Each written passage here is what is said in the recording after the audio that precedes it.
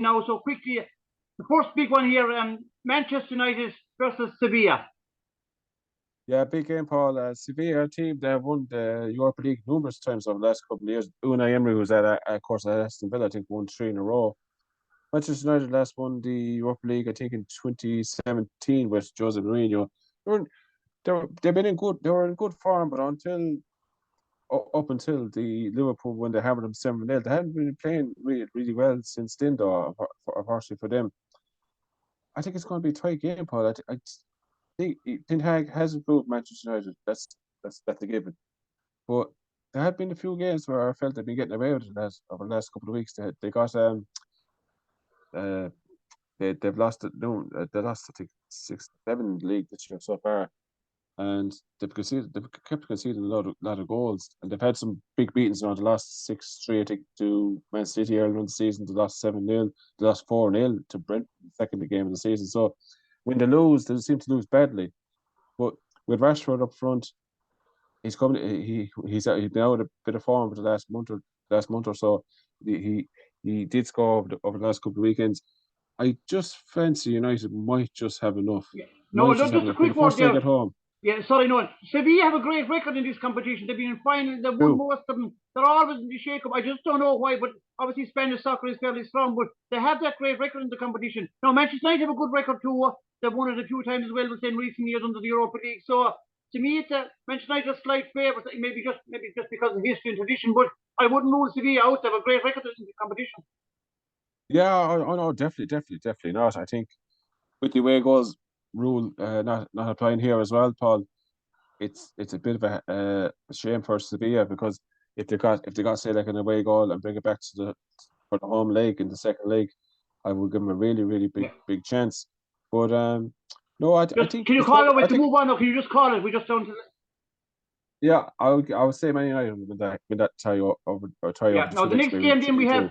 Yeah, next game then we have Juventus against Sporting Lisbon, I presume, is it? That is, yeah. Juventus. So what are your thoughts on that game? Big game. Sporting Lisbon, of course, were in the Champions League. Also, Juventus were in the Champions League as well. Sporting, they performed actually really well. I think they were a bit unlucky in the Spurs group. They have some good players. Juventus, they have to win this competition, I feel, to get into. They're not going to go and do it through the league. They're under huge pressure. Financially, if they lose out in the Champions League football, that's a big thing for them. Real Juventus, for the players they have, they might just do it, Paul. They might just do it over the 2 legs, but they haven't really. They need to really get their form in order, the house in order at the moment. They haven't been playing well over this season at all. But I think backs to the wall, pressure on. I think Juventus might just do it over the 2 legs. Yeah, I would have to go with that. Now, we know Juventus, of course, history and tradition too, even though Sporting Lisbon would have a good tradition in this secondary competition, the UEFA Cup back in the day and the Cup Winners' Cup. But I think Juventus, in my book, are favourites to win it. But so we move on to the third game there. Now we have Feyenoord of the Netherlands against another Italian club, Roma. So what are your thoughts on that? Yeah, yes, Mr. Mourinho. I would just actually repeat, Paul, of the Conference League final last season, where Mourinho won. He's won all the 3 major competitions now: Champions League, Europa League, and Conference League. And they're actually doing quite well in the league. They're third in the league. I think Mourinho's found he had a better experience with Spurs. He never seemed to settle there at all, and I think he was glad in the end to get out of there. And I think it was both parties were happy to see the end of each other. Feyenoord, I wouldn't really know too much about them, to be honest with you, Paul. They're a good team, but I just fancy Roma over the 2 legs would have enough for them. Yeah. Now, of course, Feyenoord won the European Cup back in 1970. They beat Celtic. They traditionally won the top 3 clubs in Holland. We have Ajax, PSV Eindhoven, and Feyenoord. But Feyenoord would be just the equal of Ajax, would say. They always are great in the Dutch teams, in 3 Dutch clubs. They pick up these young players. They have them from a year or 2, and then they move them on again. We said, so sometimes they mightn't get to these tournaments because they have to sell their players to the business model. But Feyenoord would have a great tradition. Feyenoord and Ajax is one of the big derbies in Holland. They have a history as well in that, so they won't be one bit afraid. We do know over the years, the Dutch teams, They have a certain arrogance about them, and I mean that in the good sense of the word. The arrogance. Yeah, They have yeah. a great ability. All the Dutch teams, they're very good in their passing to underage coaching structures for decades and decades in Holland. So they produce fantastic players. I will give them a chance. Again, with the away goal rules out of it, I give them a good chance. I think Feyenoord will love this. Going to Rome for the second leg, the Olympic Stadium in Rome, I think they'll love it. And obviously with Mourinho's kind of a bit of a name there, they'd love to go and knock him over if they could. But I have a funny feeling it's not maybe based on anything real logic, but I'm going to go for Feyenoord just on that alone. Myself. But I think the Dutch, they have great young players. We mightn't have heard too much about them, but you'll know about them after these tournaments when they get to this stage of the competition because they pick up some great players. So we'll just have a quick look at the fourth quarter final. Now you have to help me here, Norway. But Bayern Leverkusen from Germany. And who's the other team again, you said? Union. I can't pronounce the SG, Paul. They've shortened it there, so I honestly, I'm going to butcher it if I'm even going to attempt to say it. So yeah, what I know about Leverkusen is they're in the race too in the German league for top four, because the top four clubs of course go into the Champions League, but they can also get into Champions League through this if they win it. They're managed by Marcos Alonso, not Xabi Alonso. My apologies, Xabi Alonso. He used to play for Liverpool. He scored the penalty to make it 3-3 in the Champions League final in 2005. So he's a big player for Liverpool. I think this is his first stint in management, and he's doing quite well. He's been he's improved the team. He's doing well for a manager. That's why he just new into the game. This is a big game for him. I would fancy Leverkusen just to do it. I think, Paul. I think they have something about them since Alonso's gone in there, and I just fancy them to do it. I just fancy them to win that tie, and of course that tie then plays the winner of the Feyenoord Roma.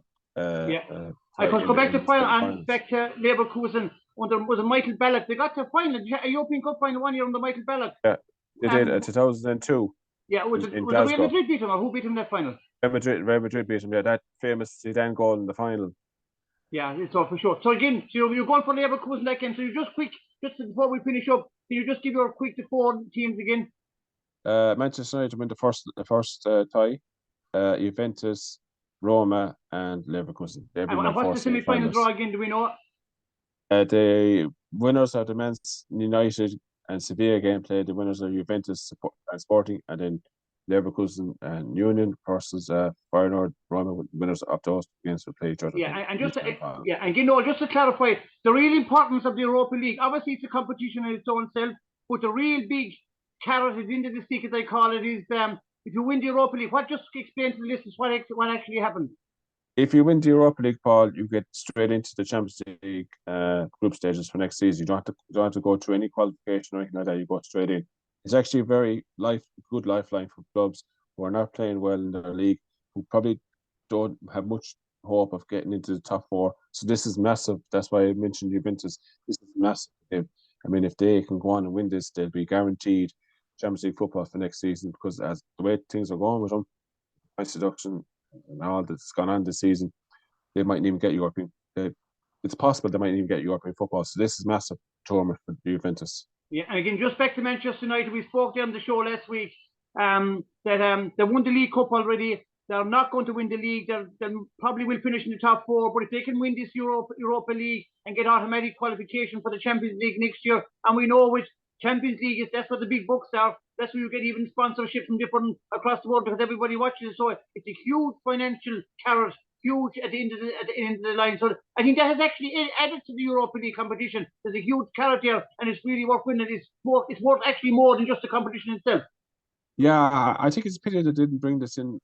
They have it's been in a good for years now, but I feel even with the old UEFA Cup, they could have done that when, for example, when Liverpool won in 2001 and Porto and all them clubs in the early 2000s, that they were able to defend maybe the title, but would have gone on maybe a little bit more. No, obviously Porto would have done the following year, won the Champions League, won the UEFA Cup in 2003.